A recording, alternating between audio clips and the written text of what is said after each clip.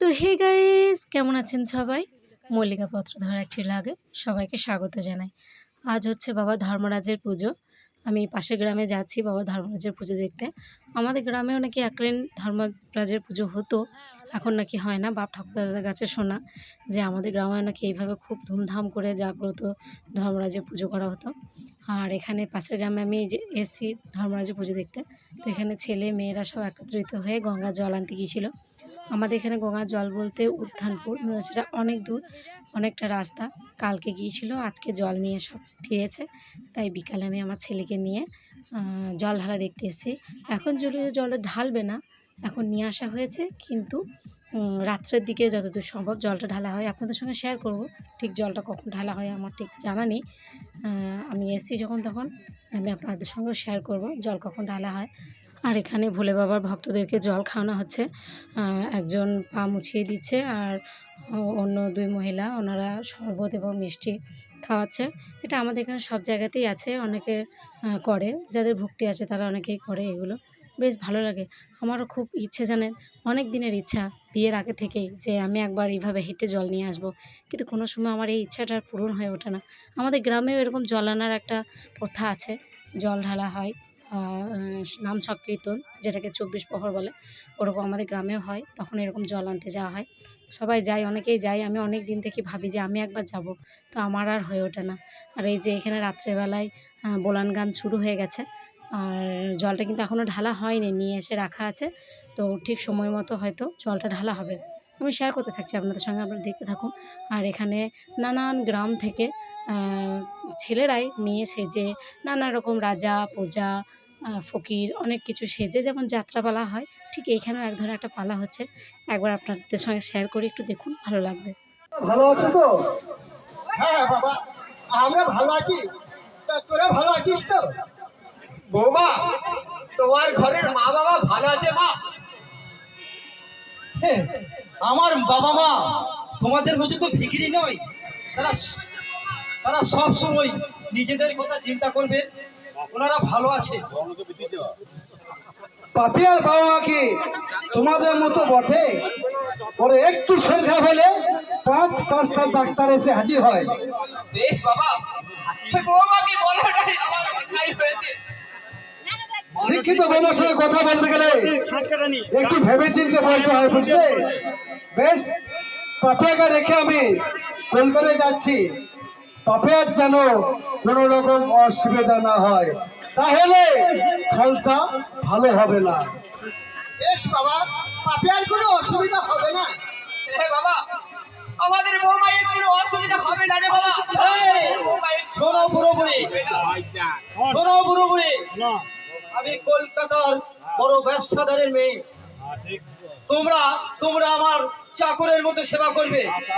ঘর মোচা, জল খাওয়ার করা, আমার কাপড় কাচা, এই বুড়ি তুমি করবে। আর এই বুড়ো হাট বাজার করা, তুমি তুমি আমার চাকরের মতো থাকবে। ওই দামি জুতো দুটো তুমি পালিশ করে এনে দাও। এখনকার বউগুলোকে দেখ, আমার একটা বিদেশি কুকুর আছে, সেই কুকুরটা যেখানে থাকবে তোমরা দুই বুড়ো বুড়ি এক কোণে পড়ে থাকবে। খবরদার, ঠিকই বলছো বাবা। ধুলো ভর্তি পায়ে আমার ঘরে ঢোকার চেষ্টা করবে না, বুঝলে? কি দেখলেন, ঠিক যাত্রার পালা মতো না? দাঁড়ান, ওই দেখুন, আর একটা দল আসছে, এটা অন্য গ্রাম থেকে আসছে। অনেক দূর দূর গ্রাম থেকে সব আসে, আমরা ঠিক জানি না, চিনি না। কত সুন্দর করে নাচ করতে করতে ঢুকছে, বেশ ভালো লাগছে। এইসব দেখার জন্য আমাদের মামাদের বাড়ি যেতে হবে বা মামার গ্রামে যেতে হবে, ওখানে এসব প্রচণ্ড প্রচলিত। আর আমাদের গ্রামের পাশে এখানে আগে হতো না এরকম বোলান গান, কিন্তু এখন রিসেন্ট ২-৪ বছর হলো নাকি হচ্ছে।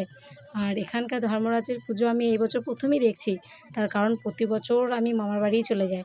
ওখানে আমার মামার বাড়িতে ভীষণ ধুম হয় ধর্মরাজের পুজো। এবছর আমি যেতে পারলাম না আমার পার্সোনাল কারণের জন্য, নাহলে আপনাদের সঙ্গে শেয়ার করতাম। খুব বড় করে জাঁকজমক করে ধুমধাম করে হয়। আর এই বোলান গান কোনো সময় মিস যায় না, একদম সন্ধ্যে থেকে শুরু হয়ে তারপরের দিন দুপুর ২টো-৩টে পর্যন্ত এই বোলান গান চলতে থাকে। তো এই দলটা নামলো, দেখি কি করে। যা, ওনার একটু মানে আসরটা পেয়েছেন, যদিও শুরুতেই বাবা ধর্মরাজকে মুক্ত চান করাতে নিয়ে গিয়েছিল, সেখান থেকে চান করেই বাবা ফিরলেন। তো এখন আর কিছু করার নেই, ওনাদেরকে স্টেজ ছাড়তে হলো। আর এখানে বাবা ধর্মরাজ এসে ওই যেখানে গান হচ্ছে ওখানে একটা জায়গায় বাবাকে রাখা হবে। তারপর যত ভক্তরা জল আনতে গিয়েছিল সমস্ত ভক্ত এখানে বাবার মাথায় জল ঢালবে। আর এখানেও দেখছেন গণ্ডি কাটা হচ্ছে। এই ধর্মরাজ নাকি খুব জাগ্রত, খুবই জাগ্রত। অনেকজনের অনেক আশা পূরণ হয়েছে বা এখনও হয়। বাবাকে ভক্তি ভরে ডাকলে বাবা মনের কথা শোনেন, তাকে নিরাশ করেন না। সত্যিই তাই বলছি। এই বছরে দেখলাম পুজোটা ভীষণ ভালো লাগলো।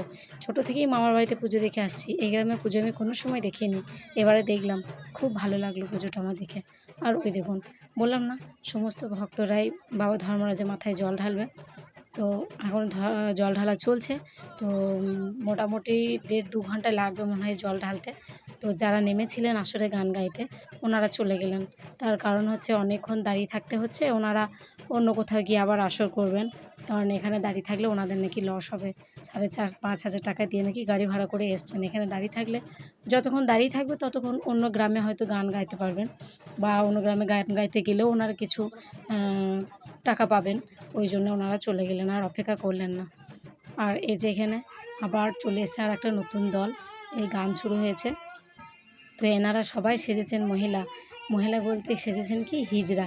এদেরকে দেখে তো আমাদের সে কী অবস্থা, আর হাসিতে আর বসে থাকতে পারছিলাম না, কিন্তু আপনাদের সঙ্গে শেয়ার করবো বলে সত্যি বলছি বসেছিলাম। আর এনারা যখন স্টেজ পেয়েছেন তখন মোটামুটি 1টা কি 1:30টা বাজে, তখনও আমি আমার ছেলেকে নিয়ে বসেছিলাম।